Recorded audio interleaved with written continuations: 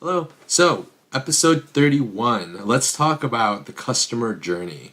So, what exactly is the customer journey? Think about it as a story that's unfolding, or your customer going through your your services or your products, and they're first seeing you for the first time.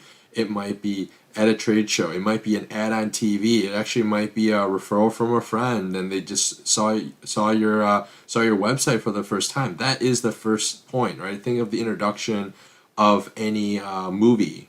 So that is the first experience. So what do you want that experience to be when they first see your company, your name, your brand for the first time? And then throughout that process of, okay, when they do call you, when they first do email you, what is your response?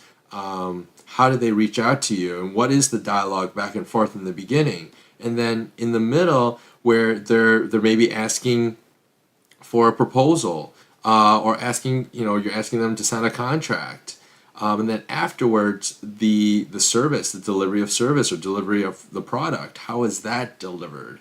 And then finally, after all that is delivered, what is the wrap up, right? What is the ending? Is it a happily ever after? Is there something that the customer walks away with, remembering how amazing that service is?